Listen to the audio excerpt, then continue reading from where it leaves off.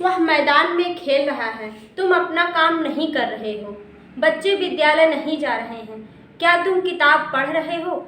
इस तरह के सेंटेंस को हम प्रेजेंट कंटीन्यूअस टेंस कहते हैं।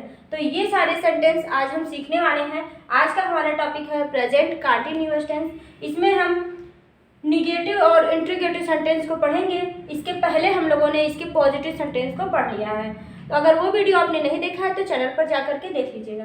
तो चलिए स्टार्ट करते हैं। Present continuous tense, interrogative sentence और निगेटिव सेंटेंस। निगेटिव और इंट्रोगेटिव हम दोनों पढ़ने वाले हैं। तो चलिए स्टार्ट करते हैं। इंट्रोगेटिव और निगेटिव सेंटेंस मतलब कि जिसमें नकारात्मक हो, और इंट्रोगेटिव मतलब होता है प्रश्नवाचक, क्या, क्यों, कैसे, जिसमें कुछ प्रश्न पूछा गया होता है। तो यहाँ पर देखिए प्रेजेंट कंटीन्यूअस टेंस में पहचान जो होती है वाक्य के अंत में रहा है, रही है, रहे हैं, इस तरह से वाक्य अंत होता है, वाक्य का समापन होता है। प्रेजेंट कंटीन्यूअस टेंस की हेल्पिंग वर्ब हमने बताया था कि इज, एम, आर होती है और इसमें वर्ब की फर्स्ट फॉर्म में आईएनजी लगाया जाता है। इज जो होता है हमारा सिंगुलर के साथ, सिंगुलर कौन कौन सा होता है, सिंगुलर हमारा होता है ही, सी, इट, और प्लूरल जो होता है एम के साथ, आई जो होता है एम के साथ लगता है, ये इसका एक अकेला ही हेल्पिंग वर्ब है। और आर जो होता है वो प्लूरल के साथ होता है। प्लूरल हमारा होता है आई, वी, यू, दे, ये हमारे सब प्लूरल सब्जेक्ट होते हैं। तो चलिए देखते हैं सेंटेंस को ट्रांसलेट कैसे करते हैं। पहला हमारा सेंटेंस है वह मैदान में नहीं खेल रहा है। तो ये हमारा क्या है, निगेटिव सेंटेंस है, मैदान में नहीं खेल रहा है। सब्जेक्ट हमारा कैसा है, तो हम इसको लिखेंगे वह, पहले हम वह की इंग्लिश लिखेंगे। तो यहाँ पर हो जाएगा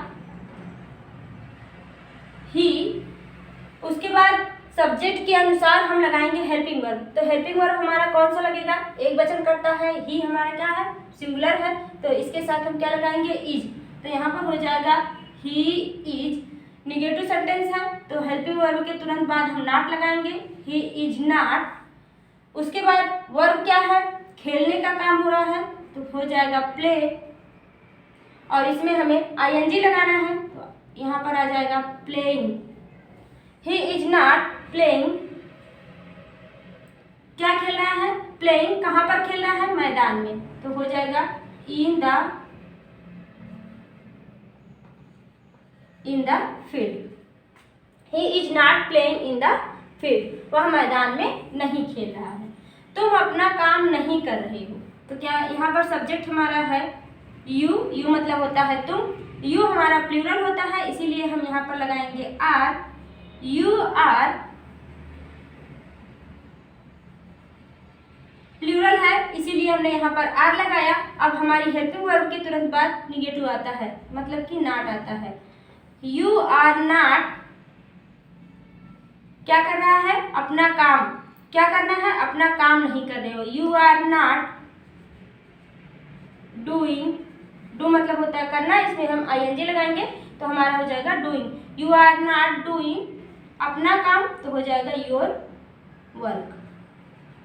you are not doing your work, तुम अपना काम नहीं कर रहे हो। नेक्स्ट है मैं किताब नहीं पढ़ रहा हूँ। तो यहाँ पर हमारा सब्जेक्ट है आई, आई के साथ होता है एम, और इसके बाद हमें तुरंत नॉट लगाना है, हेल्पिंग वर्ब के बाद तुरंत नॉट लगाना है। आई एम नॉट, क्रिया क्या हो रही, पढ़ने की, तो हो जाएगा रीडिंग।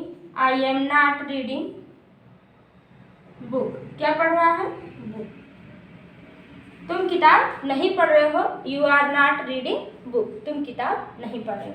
अब हम देखेंगे इसका इंट्रोगेटिव सेंटेंस कैसे बनाते हैं, जैसे जिसमें प्रश्न पूछा गया होता है उसको हम कैसे बनाते हैं। तो यहाँ पर देखिए कह रहा है सेंटेंस में, क्या वह खाना बना रहा है, क्या वह खाना बना रहा है। तो यहाँ पर सब्जेक्ट को पहले हम देखेंगे, सब्जेक्ट हमारा कैसा है, एक वचन करता है, तो एक वचन कर्ता के हिसाब से हम यहाँ पर इसी के अनुसार हम यहाँ पर हेल्पिंग वर्ब लगाएंगे। जब हमारा यह क्या, क्यों, कैसे जो वाक्य में शब्द होता है, क्या, क्यों, कैसे, अगर वो पहले दिया रहेगा तब हम हेल्पिंग वर्ब पहले लगाएंगे अपने कर्ता के अनुसार। हमारा कर्ता क्या है, एक वचन है, तो एक वचन में हमारा क्या लगता है, इज, तो हम यहाँ पर सबसे पहले इज लिख देंगे। इसकी इंग्लिश हमें नहीं लिखनी होती है जब पहले दिया रहता है, ये इतना आपको ध्यान देना है। जब पहले क्या क्यों कैसे दिया रहेगा तो इसकी इंग्लिश नहीं लिखेंगे, हम सब्जेक्ट के अनुसार यहाँ पर हेल्पिंग वर्ब लगाएंगे। इज, उसके बाद हम लिखेंगे सब्जेक्ट इज ही,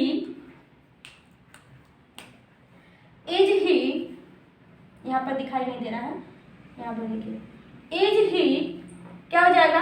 अब हम अपना क्या करेंगे, इज ही, यहाँ पर अगर निगेटिव है तो नॉट लगाएंगे, अगर निगेटिव नहीं है तो नॉट नहीं लगाएंगे। तो यहाँ पर निगेटिव नहीं है तो हो जाएगा इज ही क्या कर रहा है, खाना बनाने का काम कर रहा है। तो क्रिया लिखेंगे हम कुकिंग, क्रिया में आईएनजी लगाएंगे, इज ही कुकिंग फूड, क्या वह खाना बना रहा है, क्या हो जाएगा इज ही कुकिंग फूड, क्या वह खाना बना रहा है। वह स्कूल क्यों जा रहा है। तो अब देखिए बीच में यहाँ पर क्या क्यों कैसे शब्द दिया गया है। तो अगर बीच में दिया होता है तो इसकी इंग्लिश हमें पहले लिखनी होती है, तो इसको हम पहले लिख देंगे। इसकी इंग्लिश पहले क्या लिखेंगे, वाई, चाहे जो भी दिया रहेगा, क्या क्यों कैसे कुछ भी दिया रहेगा तो उसकी इंग्लिश हमें पहले लिख देनी होगी।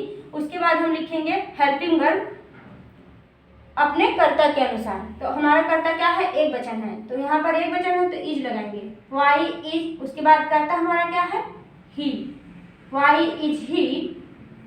क्रिया क्या हो रही है, जाने की, तो यहाँ पर हम लिखेंगे going, why is he going, कहाँ जा रहा है, स्कूल, तो हो जाएगा going to school, why is he going to school. यहाँ पर भी हम इंट्रोगेटिव मार्क लगाएंगे क्योंकि हमारा इंट्रोगेटिव सेंटेंस है।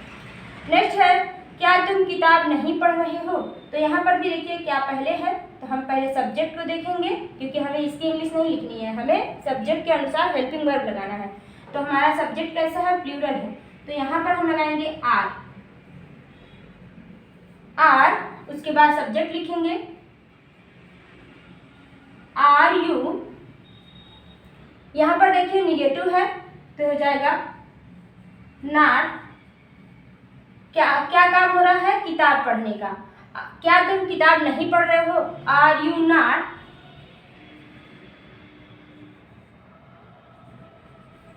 Reading book, are you not reading book. तो इस तरह से हमारा ट्रांसलेशन बनेगा।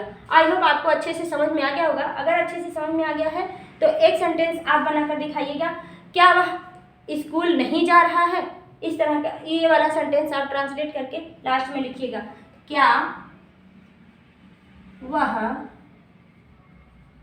स्कूल नहीं जा रहा है।